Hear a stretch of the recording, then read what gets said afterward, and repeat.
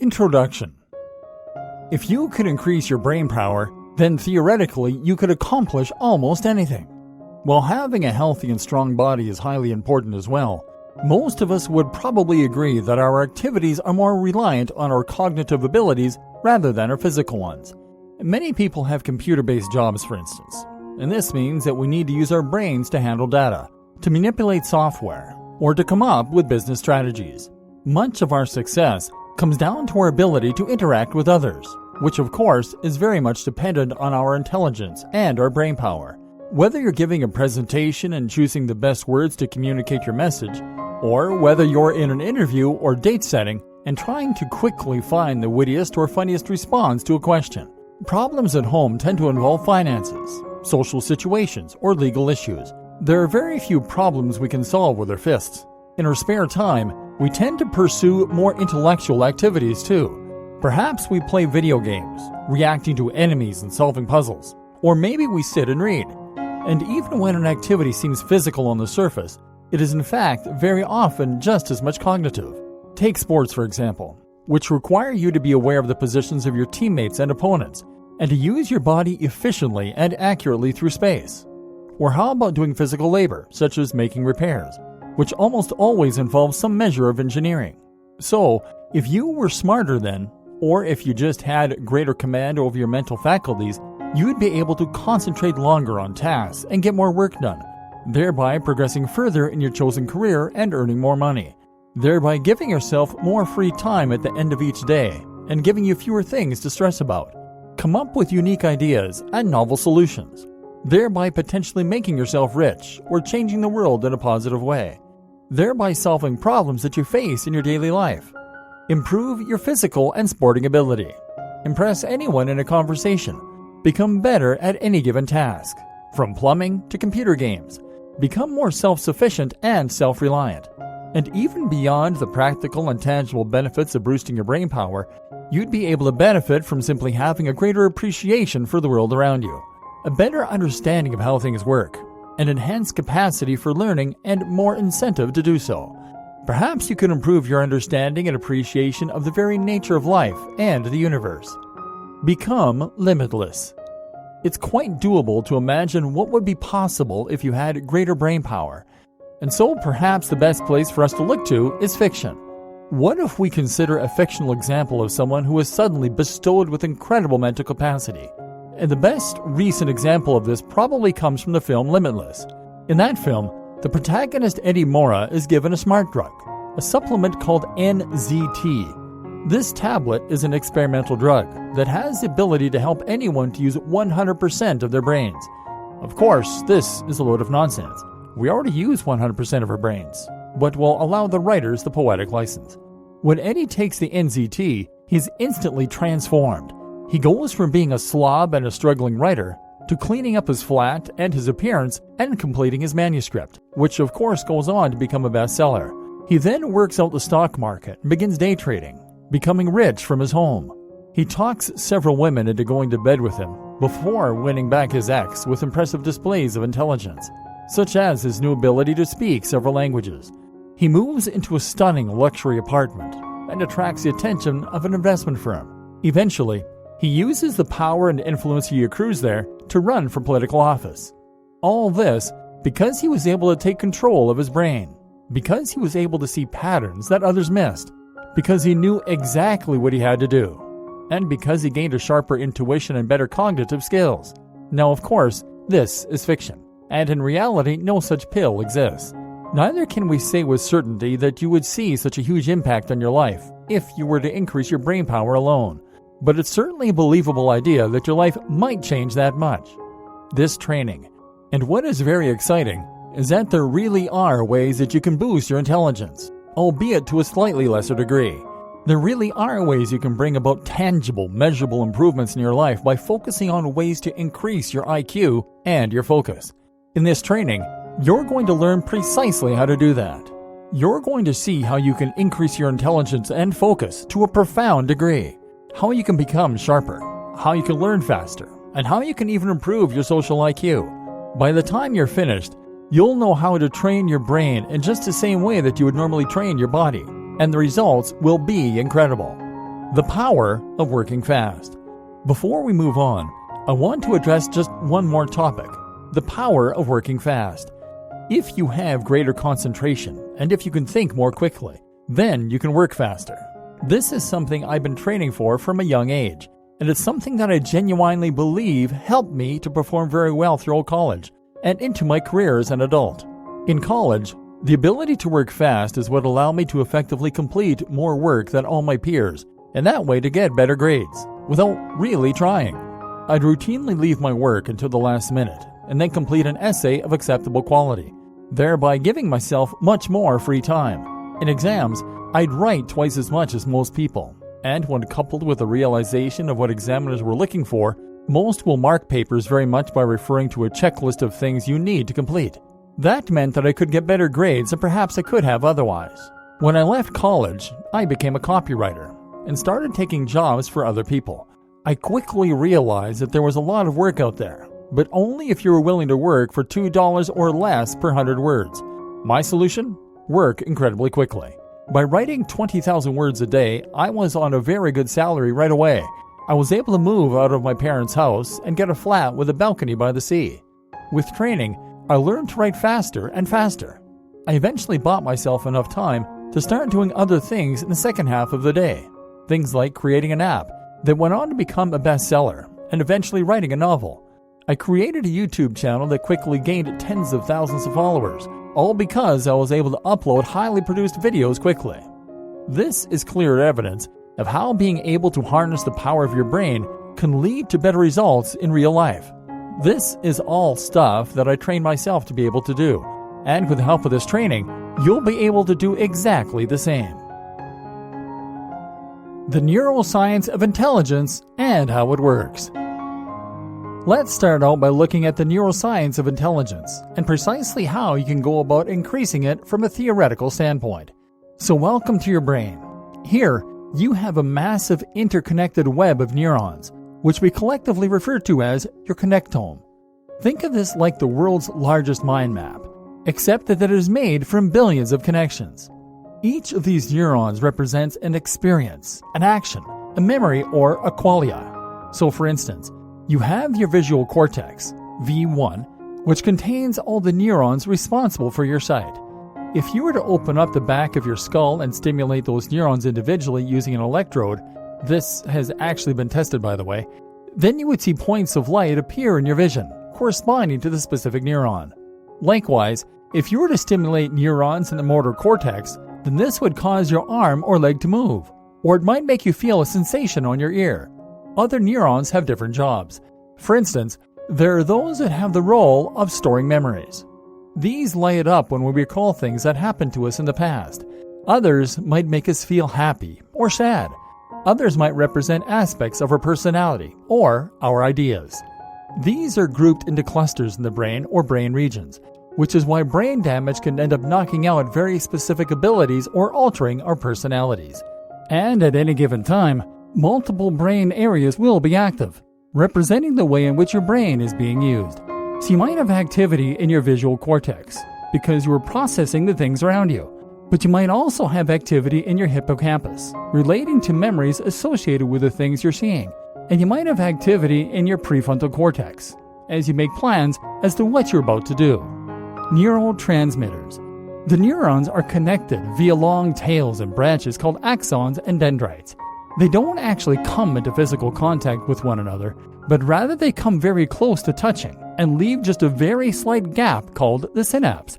When one neuron fires, it causes all of the surrounding neurons to become more excited. And when neurons pass a certain excitement threshold, then they fire too.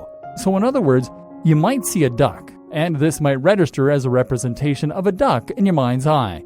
That causes a certain pattern of neurons to fire, and those action potentials, the technical term for these electrical charges, will then travel down the axons to related concepts that are connected.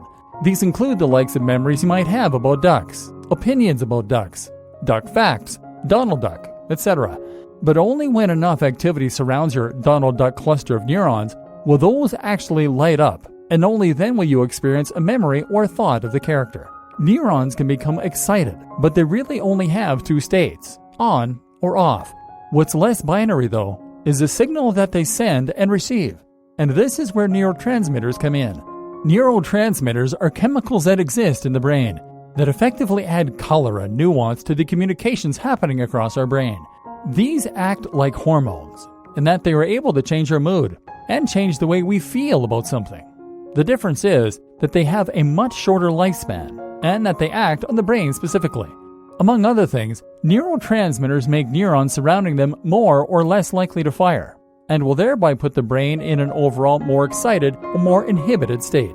At the same time, though, they can also increase the likelihood of new connections forming, and they can increase the apparent importance of certain activity, thereby directing your attention.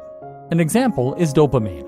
Dopamine is an excitatory neurotransmitter, which means that it makes us more aroused and more awake, and it increases the chances of neurons firing.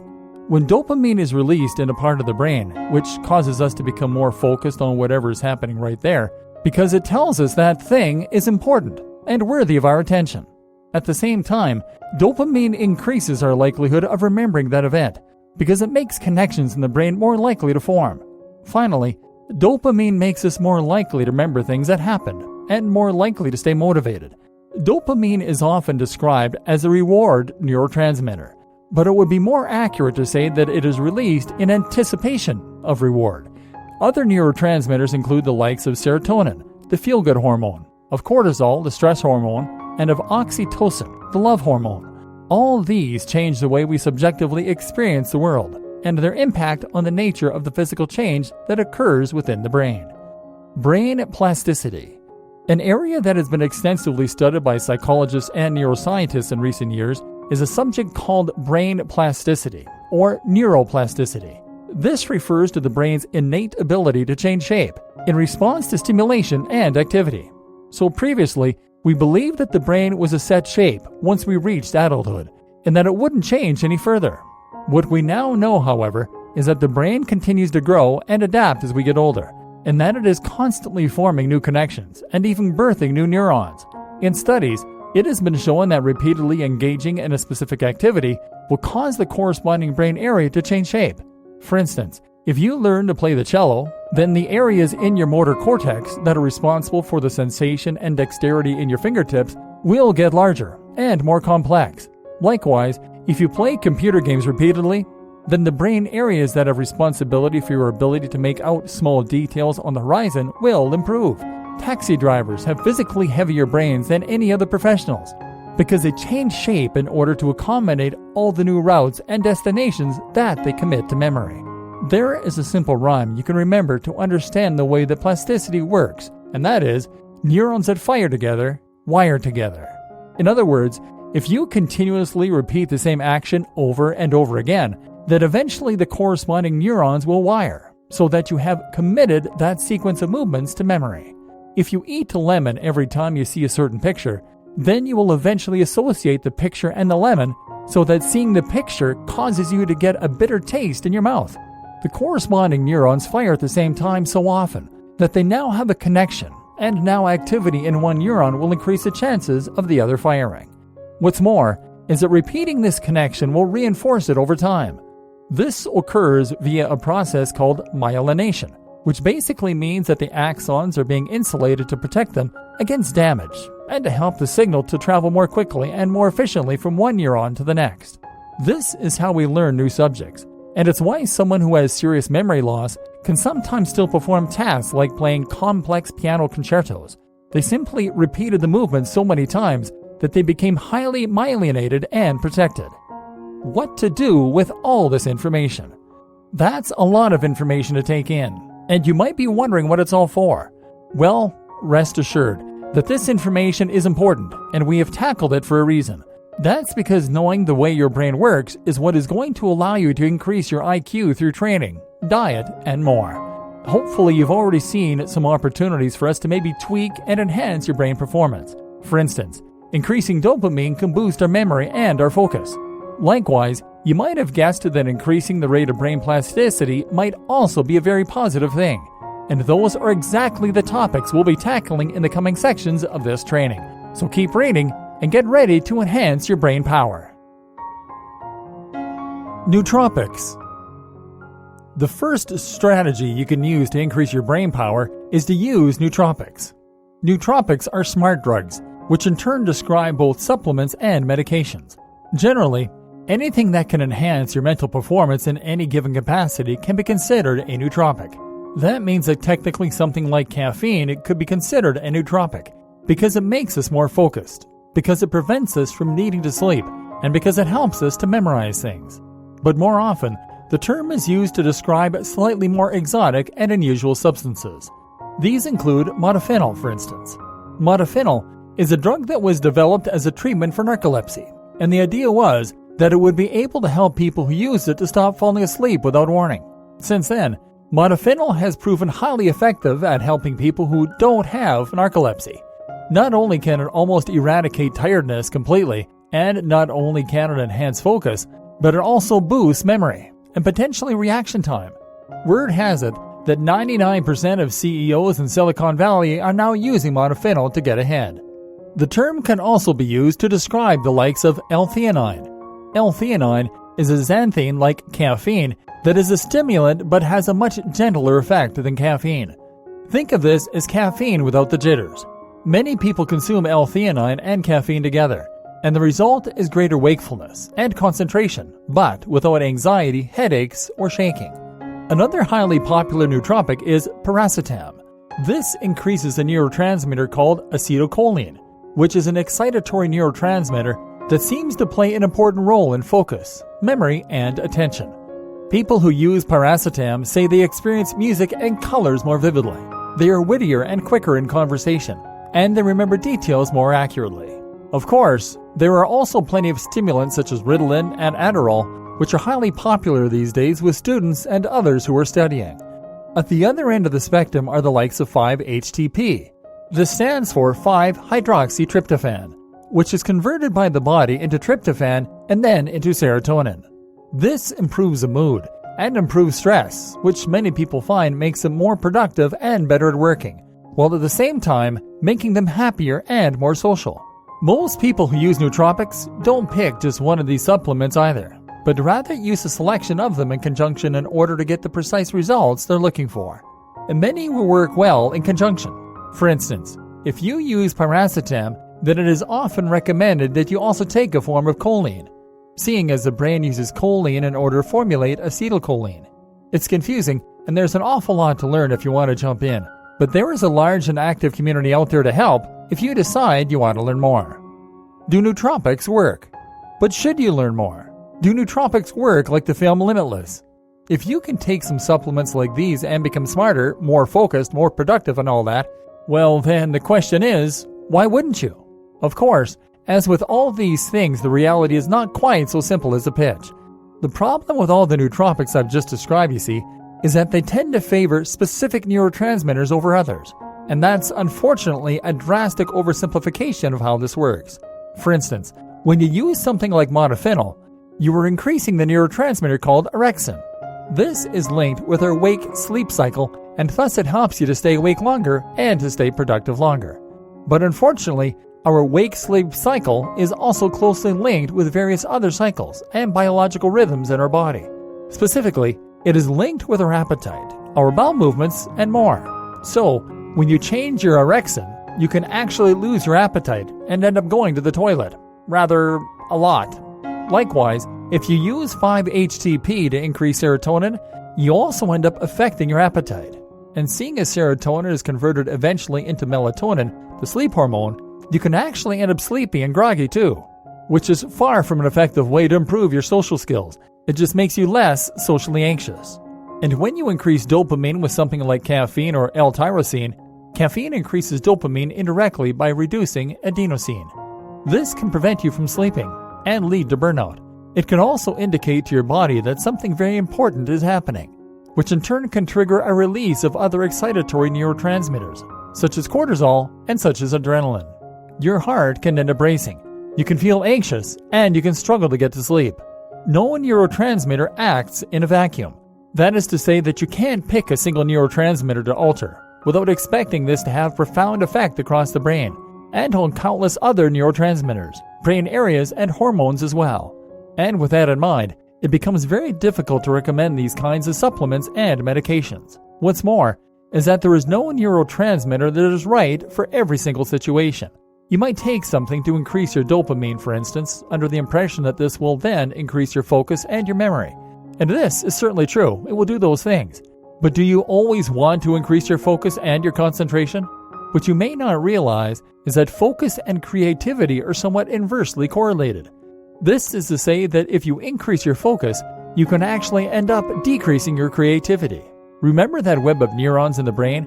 Well, creativity comes from our ability to explore those different nodes, neurons, and to find novel connections. Creativity really is simply the ability to recombine existing information in interesting ways. You take two ideas or two concepts and you combine them, and then you have a new novel concept. But if you increase your dopamine, you increase your focus on one specific brain area. You become more intensely focused on one concept or one collection of ideas, and in doing so, you lose that ability to make novel connections and to come up with new ideas. Not only this, but you also lose the ability to relax and rest, so that when you finish work and you try to chill in the evening, you will still feel pent up and anxious. That means you can end up feeling less rejuvenated the next day, and thus find it harder to jump back into work. A healthy brain is not a brain that feels wired or highly focused. It is simply one that feels like it normally does, but better. You should have the ability to switch between different brain states and different modes at will. And nootropics such as those we've discussed patently do not help with this. Finally, you need to consider the risk of tolerance and adaptation. This is the risk that your brain can adapt to the change in chemical balance, and thereby become dependent on nootropics in order to function normally. How might this happen? Well, a good example is caffeine. When you drink caffeine, you reduce the action of a substance called adenosine. This happens because caffeine molecules are very similar in size and shape to adenosine molecules. As such, they end up getting trapped inside the same receptors, and thereby preventing adenosine from being effective. Adenosine is a byproduct that is produced when our cells create energy. This is created throughout the day as we think, as we engage in activity, etc.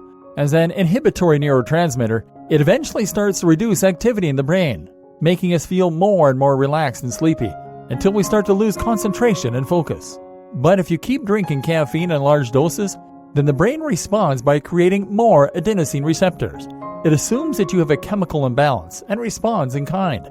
Therefore, you now find that you feel more tired and groggier when you aren't drinking caffeine, and you need even more tea or coffee in order to feel alert and awake. This creates addiction, and it is what leads to withdrawal symptoms when you stop getting enough caffeine. In fact, it has even been suggested that what most of us assume is sleep inertia, the tiredness we feel first thing in the morning, might in fact be simple caffeine withdrawal. So why should you use nootropics? It's not a definite no, seeing as you can actually benefit from being highly focused under the right circumstances. Got work that needs finishing very quickly? Then a strong mug of coffee or perhaps a modafinil could potentially help. You just need to recognize the shortcomings and act appropriately. Don't use anything like this on a daily basis, and make sure that you only use it when absolutely necessary. And while you might protest about the potential side effects and risks, remember that plenty of people use alcohol and nicotine, knowing full well that it is harming them. At least nootropics boost brain power on paper. Caffeine and many others are even protective against dementia, and similar examples of age-related cognitive decline. Just make sure you are cautious when you start using nootropics, and don't break the law. If you buy supplements or medications from illegal sources, then there is no telling what you may be ingesting. And if you want to get a brain boost from something you eat, well then, there is a better way. Nutrition. In that last video, we discussed a very specific form of nootropic, the kind that alters neurotransmitters and makes you more focused, or perhaps better at remembering particular things. But I left out several other categories of nootropics. One that is particularly interesting is the cognitive metabolic enhancer, and the other is anything that can generally be considered to be nutrition. So, the nootropics we've looked at so far have been drugs or medications, usually things that are created in a lab. But how about something much more simple, like vitamin B6? Vitamin B6 helps the body to get more energy from protein and carbs, and this means it can enhance both physical performance and brain function.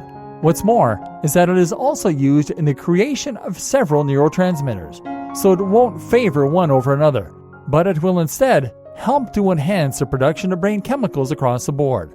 There are so many more that do things like this. Consider, for instance, the role of omega-3 fatty acid. Omega-3 fatty acid is an oil found in fish that has two different benefits for the brain. The first is that it improves cell membrane permeability. That is to say that the body is able to use omega-3 in order to create the cell walls. This in turn then leads to greater fluidity in the cells. The cells are better able to move freely, and to change shape, and to pass neurotransmitters and signals to one another. The result is that consuming omega-3 can actually help to enhance the transmission of signals across neurons, and thereby speed up your thinking. At the same time, omega-3 fatty acid also has the benefit of improving your omega-3-6 ratio. To simplify, omega-3 and 6 are both necessary for healthy function, but the vast majority of us get too much of the latter and not enough of the former. That's because omega-6 is used as a preservative in a vast range of different things we eat, whereas you mainly get omega-3 from oily fish, which is absent from many of our diets. When you have too much 6 and not enough 3, this causes brain inflammation, and inflammation has been linked with depression, brain fog, and more. How about creatine? Creatine is a substance that is typically associated with fitness and athletic activity. This supplement is used to enable the body to recycle ATP. ATP is adenosine triphosphate, or the most basic form of energy usable by the cells. We need ATP to move our muscles, but we also need it in order to think, or to do just about anything else. When we use ATP, it becomes AMP and ADP, adenosine monophosphate and adenosine diphosphate. Creatine recombines these two substances to create more ATP for further use, thereby providing the brain with additional energy. This is very beneficial and has even been shown in studies to raise IQ. Then there are things like garlic or vinpocetine. These substances act as vasodilators, which is to say that they actually expand the width of the veins and the arteries, thereby enhancing blood flow around the body and improving the delivery of nutrients to the brain and to the muscles. This means you'll feel more awake and more focused because you'll be getting more energy to the brain. On top of that, nutrients will also make it to the brain more effectively. There are countless more examples of this. Everything from CoQ10 to resveratrol to vitamin C to magnesium to zinc, countless nutrients, minerals, and vitamins can enhance brain function in different ways. And conversely, eating too many ready-made meals and too much junk food can actually damage your brain function and cause it to start becoming slow and sluggish due to low energy, due to inflammation, and more. So, eating right is one of the simplest but also one of the most powerful things you can do to enhance your brain function. And by that, I mean avoiding processed foods that are low on nutrition and high on additives, and meanwhile grabbing toward nutrient-dense foods. Anything that you consider a superfood could potentially be very effective when it comes to enhancing your brain function and awareness. So make sure that you are eating a healthy diet if you want to make the most out of your brain. Meanwhile, try to ensure that you seek out these nutrients in particular: omega-3, choline found in eggs, amino acids, protein, vitamin B complex, vitamin C, vitamin D, lutein, magnesium, and zinc. Brain training. At this point, we've covered some pretty heavy topics. We've talked about using nutrition and drugs to change the very way that you think. But what about good old-fashioned brain training? What about the thing that your average reader will likely have thought of first when asked if there was a way to enhance brain function? Brain training is actually big business. You don't need to look far at all to find apps, games, and training that promise to be able to improve your IQ and make you smarter through brain training. Very often, these involve completing strange puzzles, playing unusual games, or performing math. But as it turns out, brain training is something of a sham. That isn't to say that it's not possible or that it can't be useful, but simply that unfortunately it is very often misrepresented and badly thought through. Because here's the thing, when you use brain training such as Nintendo Brain Age or perhaps Lumosity, it turns out that you aren't really boosting your brain power in any tangible or useful way. What you're simply doing is improving your brain's ability to do that one thing. So, if you play a game where you have to pick out a number from a line of numbers, then you are simply improving your ability to pick a number out of a line of numbers. And most of us would agree that this isn't all that helpful or useful. Brain plasticity is at work here. It's just that it isn't really helping with the thing we want it to help with. So how do you go about training your brain more generally? Accidental brain training. The rules of brain plasticity make it very easy for us to work out what impact a certain type of training will have on the brain. And we can actually use an acronym to work this out. SAID. SAID stands for Specific Adaptations to Imposed Demands. This is to say that your brain becomes better at doing the things you make it do regularly. That means that the best form of brain training to become better at focusing on your work is to simply force yourself to focus on your work more. Do this often and over time. You will become better at doing it. Want to become better at math? Then practice more math. There are some tasks, though, that will help you to improve your brain in a much more non-specific way. These involve activities that have changing circumstances but require the same basic skills. And a surprise one? Computer games. Computer games are actually among the very best brain training tools out there. In a moment, we'll see that they can be useful for enhancing brain plasticity, simply because every new game requires you to learn new inputs, new rules, and new environments. But beyond this even, computer games are useful for just encouraging development in several key brain areas because of the skills that they require. Action games, for instance, have been shown to increase our ability to tell different shades of gray and actually to improve visual acuity. The reason for this is that shooters require us to be constantly looking at the screen for signs of movement. Likewise, these games have been shown to help enhance decision-making and to increase the speed at which decisions are made, without negatively impacting on the quality of those decisions. Again, this comes from the requirement to be constantly making decisions as to which enemy should take priority, which way you should turn, which weapon to use, etc. The difference between something like a computer game or something like a brain training exercise is that a computer game is a much more varied experience, and one that is far more closely relatable to our real-world experiences.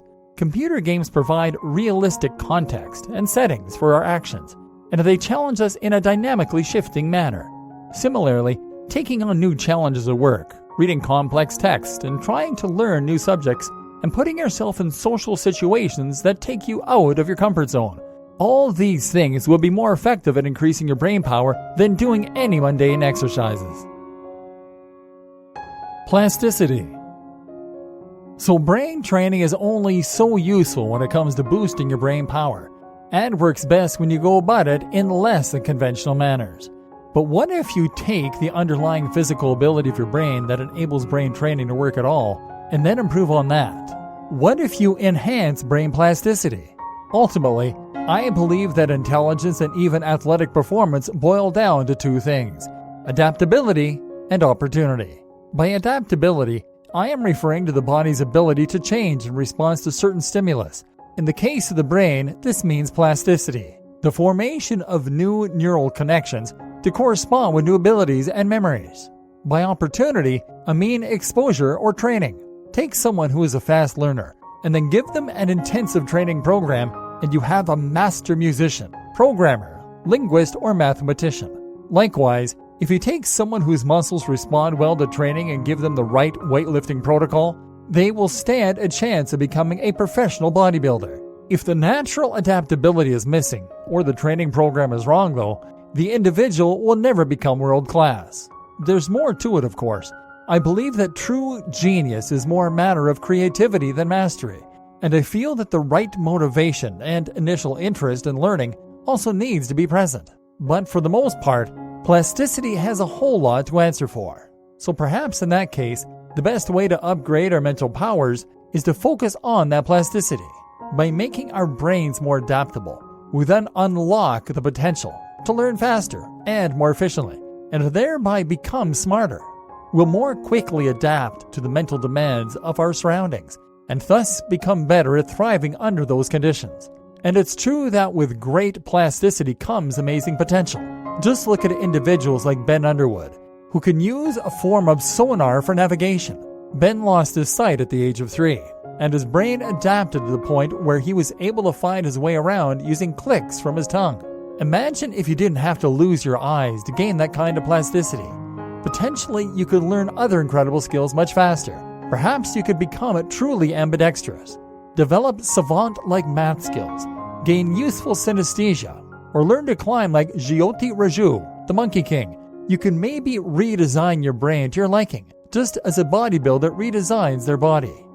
The ultimate way to enhance plasticity. Before I get into the program and some new smaller tricks I've learned for enhancing plasticity, I first want to discuss something pretty big. The reason our brains are so plastic during childhood. Many of us believe that our brains are most plastic when we are children, due to biological differences.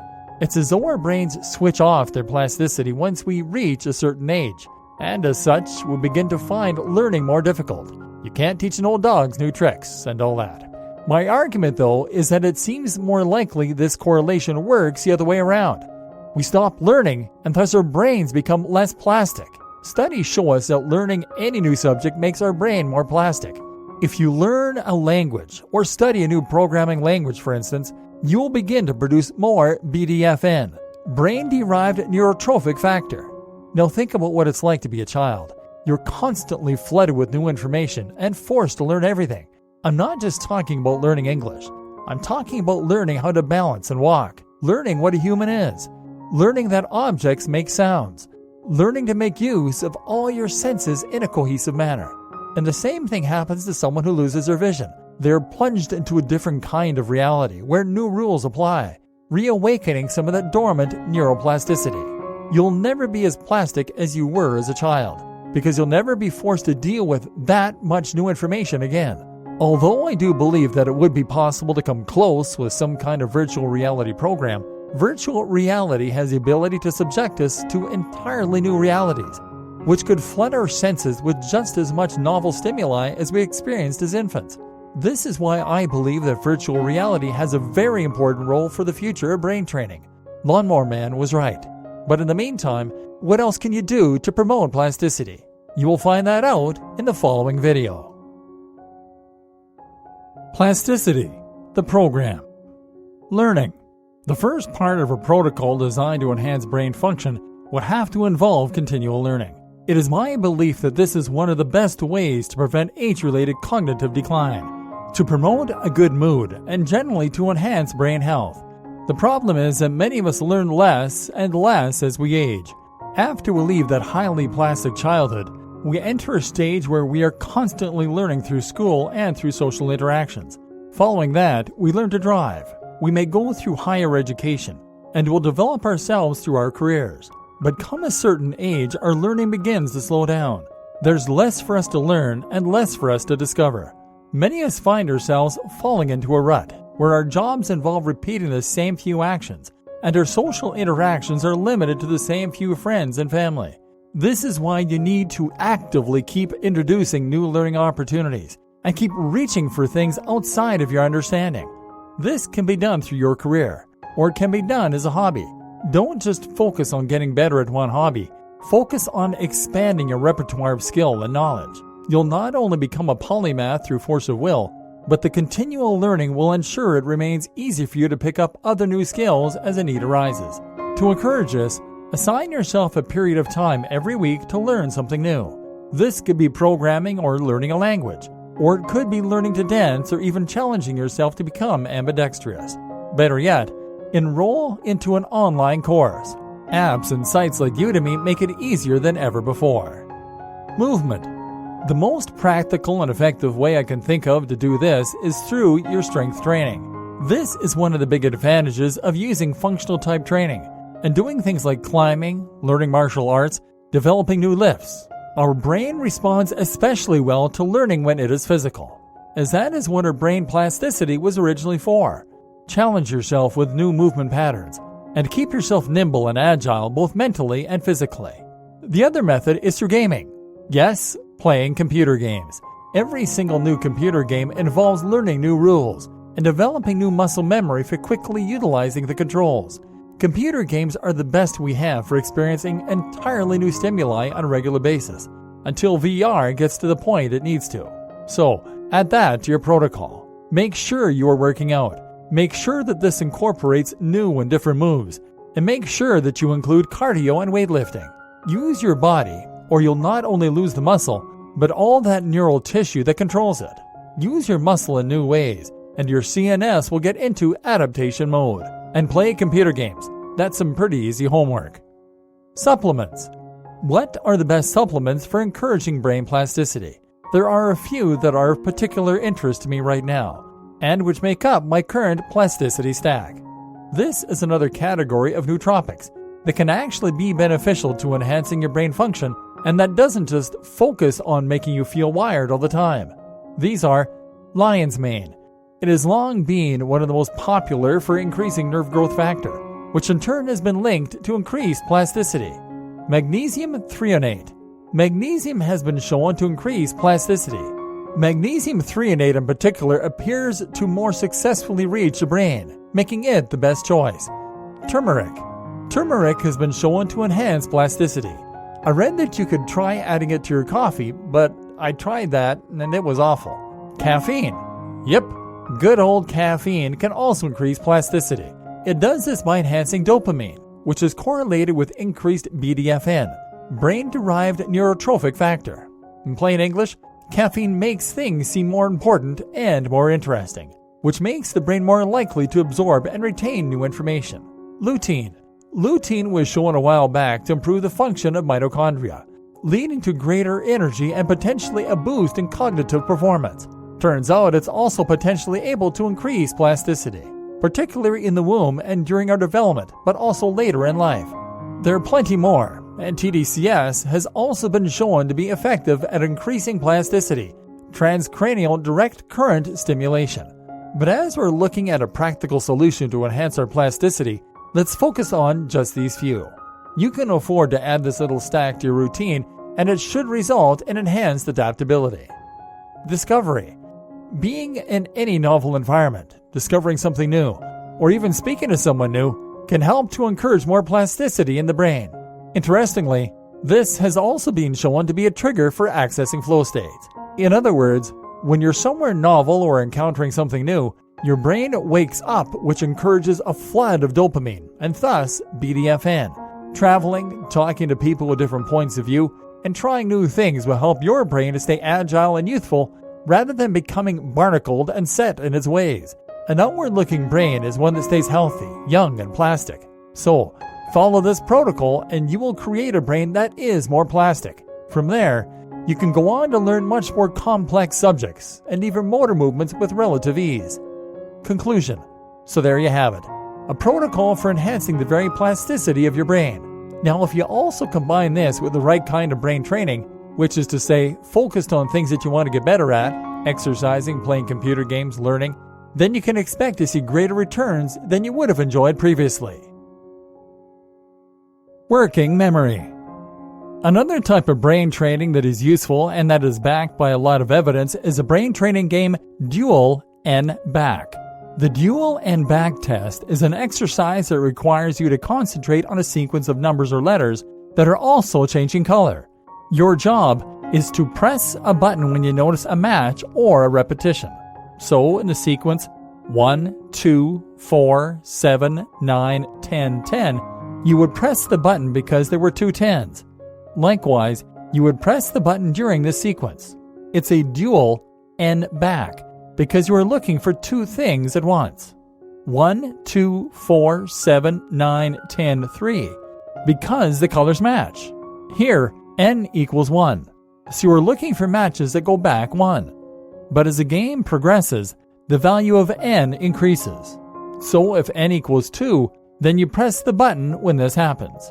1, 2, 4, 1, 7, 9, 10, 4, 3. And you ignore the two black numbers that were only spaced 1 apart. This is hard work, and it is effective because it requires you to hold information in your mind and then compare it with new information, tasking the working memory. Playing chess also requires you to test your working memory, because you need to remember the positions of all the pieces on the board, and you need to think about possible positions several moves ahead. So, the working memory then is the part of the memory that you use to hold onto temporary information that you are currently working with. This allows you to manipulate that information, and it is highly important for a vast range of different tasks and different activities. But what's interesting is that working memory is actually a little more complex than we at first thought, and there may be even more useful ways to train it. A different way to look at working memory. So conventionally, we view working memory as a store where we keep information briefly, before moving it to short-term and then long-term memory. If you are asked to remember a phone number, then you place it in your short-term memory until you write it down. Psychologists used to describe the size of the working memory as being 7 plus minus 2, meaning that at the upper end, we can remember 9 pieces of information, and at the lower end, we can remember 5. So, if someone gives you a number 10 digits long, you shouldn't be able to remember it without assistance. It was also once thought that we had different modes for remembering this information. The visuospatial scratchpad, for instance, was what we used in order to picture the items in a room and remember their positions.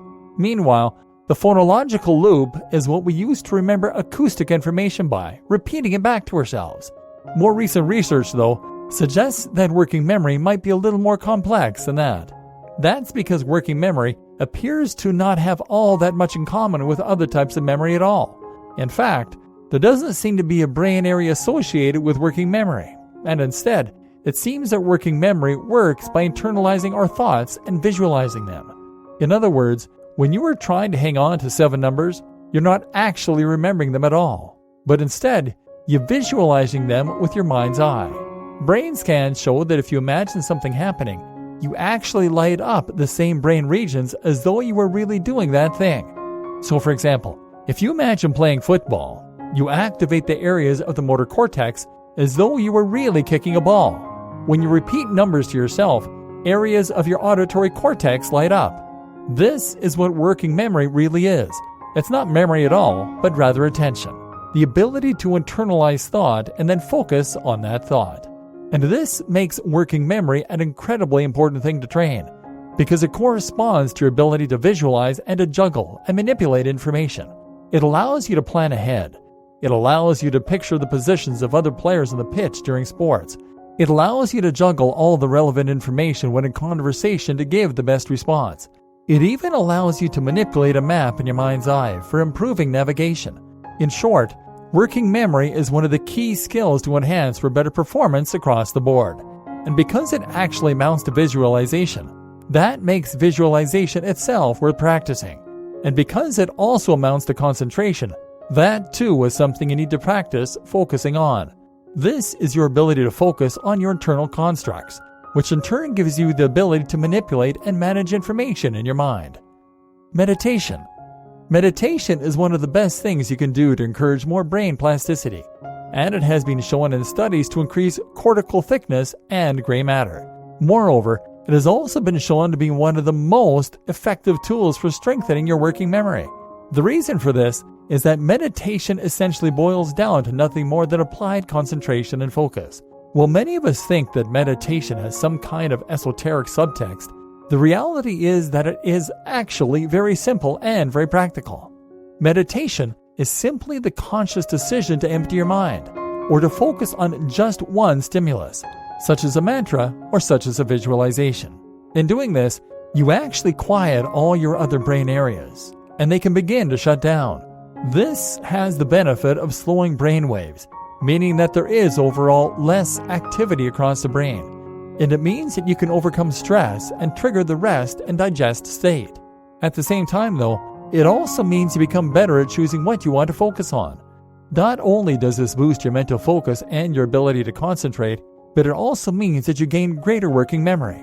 Starting meditation is difficult for many people, but if you're struggling, try committing to just 3 hours a week to begin with. Mindfulness.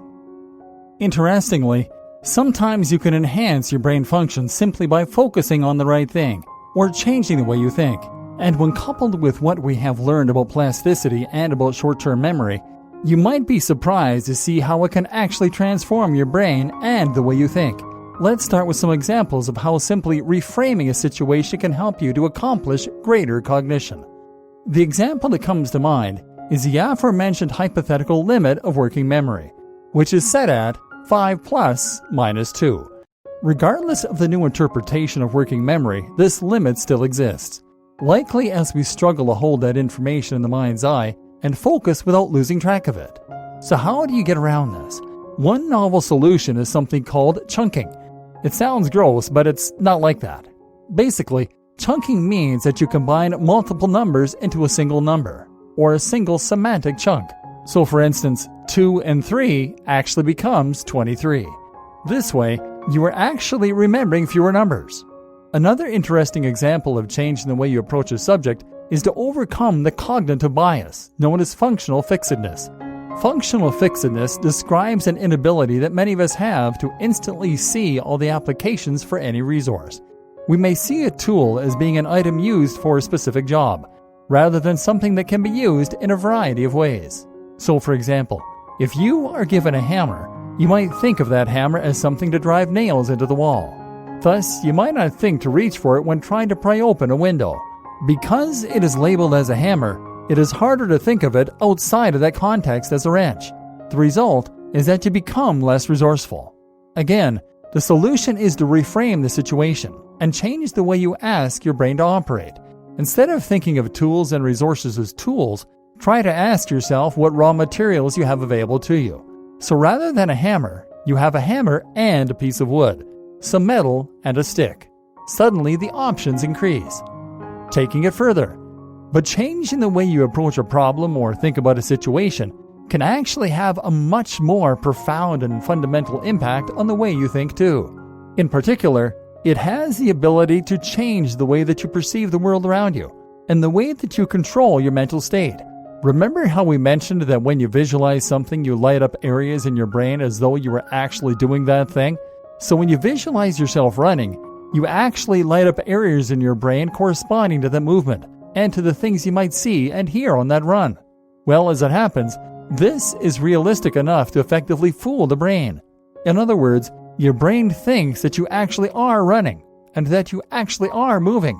No, this won't actually help you to lose weight, seeing as you aren't placing the same energy demands on your body. But in terms of changing your mood and even creating brain plasticity, strengthening the connections necessary to use correct running form, it really is as good as the real deal. This is why a dancer can actually practice their moves in their mind's eye, and it will be just as effective as if they were doing it in real life, to an extent. When they picture themselves moving, the same neurons fire as though they were really moving. The neurons that fire together still wire together, and as such, you reinforce the movements and can more easily reproduce the routine. Of course, you won't be able to develop your balance or grace in the same way, because you are only using a simulation of real-world physics rather than actually making those movements. But you get the point. Anything you want to rehearse, anything you want to get better at, you can do in this way. So, for instance, if you want to improve your memory retrieval and your ability to navigate a space, then you could try simply picturing yourself leaving your door and walking down the road. Visualize the turns you'd make to get to a specific destination, and see if you can remember the way, or if you can accurately picture the movements. Or try closing your eyes right now, and then recreating the room you're in your mind's eye, including the position of items on the surfaces. Just how good is your awareness of your surroundings, and your ability to commit that to memory? This kind of visualization training can be useful for improving your working memory too, because you're using your working memory to do it. Controlling mental state. What's truly fascinating is that you can use this in order to control your mental state. Many of us feel scared in situations that aren't all that stressful, because we're visualizing what would happen if the worst case scenario were to happen. You were stressed when you were in debt because you were picturing how it might end in you getting into worse financial trouble. You were picturing your partner leaving you because you were so reckless with money. You were picturing your bank account at zero. But focus on calmer and on less stressful aspects of the situation. Focus on the plan, and you can place yourself back into a calm state. Likewise, when you are trying to focus yourself on whatever you're doing, and when you're trying to fixate on the task at hand, you need to make sure that you remind yourself in your mind's eye why it's important. Struggling to complete that essay? Picture yourself relaxing and feeling calm because you're finished. And picture what happens if you don't finish on time. More importantly, focus on the things about that essay that are inherently valuable. Your plan for the ultimate brain upgrade. We've looked at many aspects of brain training and how to enhance your brain power. We've discussed nootropics, brain plasticity, brain training, and more. So now how do you put all that into practice? What are the takeaways here? Well, this is going to vary a fair amount from person to person.